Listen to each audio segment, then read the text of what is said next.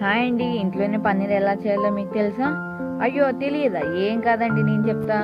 గిన్నెలో ఒక half litre పాలు పోసుకొని స్టవ్ మీడియం ఫ్లేమ్లో పెట్టుకొని ఒక 2-3 పొంగులు వచ్చే వరకు బాగా కాగనివ్వాలి. కలుపుకుంటూ కాగనివ్వాలి. పక్కన ఒక గిన్నె తీసుకొని ఒక పావు కప్ వాటర్, ఇంకా వెనిగర్ ఎక్కడైనా దొరుకుతుంది షాప్లో. ఒక 2 స్పూన్స్ వెనిగర్, ఏ కిరాణా షాప్లోనే ఎక్కడైనా దొరుకుతుంది. 2 స్పూన్స్ వెనిగర్ పోసుకొని కలుపుకోవాలి. బాగా కలుపుకొని పక్కన పెట్టుకొని పాలు పొంగుతున్నాయి కదా, మసులున్నాయి కదా, స్టవ్ ఆఫ్ చేసుకొని ఇంకా అది వేడి మీద ఉన్నప్పుడే కొంచెం కొంచెం పోసుకోవాలి. మొత్తం ఒకసారి పోయొద్దు, కొంచెం కొంచెం పోయాలి. ఒక 2 టైమ్స్ పోసేసుకోండి. అలానే కలుపుతూ ఉండండి, మిక్స్ చేస్తూ ఉండండి. చూడండి ఎలా సపరేట్ అవుతుందో పన్నీర్, ఇంకా వాటర్ ఎలా సపరేట్ అవుతుందో చూడండి. అలానే మెల్లగా కలుపుతూ ఉండండి. చూడండి ఎంత సాఫ్ట్గా అనిపిస్తుందో. చూడండి వాటర్ ఇంకా పన్నీర్ ఎలా సపరేట్ అయిందో. అలానే మిక్స్ చేస్తూ ఉంటే అదే సపరేట్ అవుతుంది. అలా అని ఇంకా అయితే లేదు అని చెప్పేసి మళ్ళీ స్టవ్ ఆన్ చేస్తే గట్టిగా అయిపోతుంది. అలా చేయకుండా అలానే మెల్లగా మిక్స్ చేయండి. అదే గట్టిగా సాఫ్ట్గా మంచిగా పన్నీర్ ఇంకా వాటర్ సపరేట్ అవుతుంది. తర్వాత ఒక బౌల్ తీసుకొని సైడ్కి ఒక గిన్నె తీసుకొని స్టెయినర్ పెట్టుకొని దానిపైన ఒక క్లాత్ వేసుకోండి. అది స్టెయిన్ చేద్దాం. ఇప్పుడు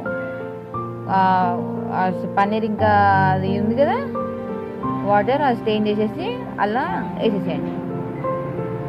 అలా వాటర్ పోయొద్దండి. వాటర్ పోస్తే అది చాలా కొంచెం గట్టిగా అయిపోతుంది.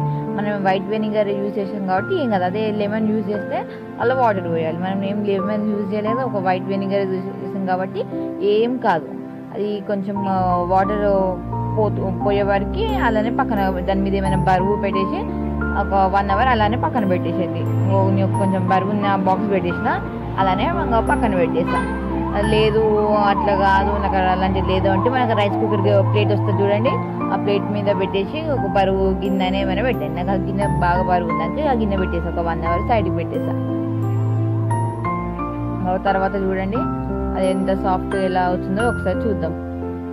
ఓకే, చూడండి ఎంత సాఫ్ట్, ఎంత స్మూత్, ఎంత బాగుందో. అది చూడడానికి ఎంత క్యూట్గా, చూడండి ఎలా ఉందో, ఎంత రబ్బర్గా సాఫ్ట్గా స్మూత్గా ఉంది. చూడండి అది కట్ చేసి చూపిస్తే ఎలా వచ్చిందో. చూడండి ఎంత స్మూత్గా కట్ అవుతుందో, అసలు ఎంత మెత్తగా, ఎంత చూడండి రబ్బర్ ఎంత సాఫ్ట్గా ఉందో. అసలు చాలా బాగా వచ్చింది. మీరు ట్రై చేయండి, బాగా వస్తుంది. ట్రై చేసి నాకు కామెంట్ సెక్షన్లో ఎలా ఉందో చెప్పండి.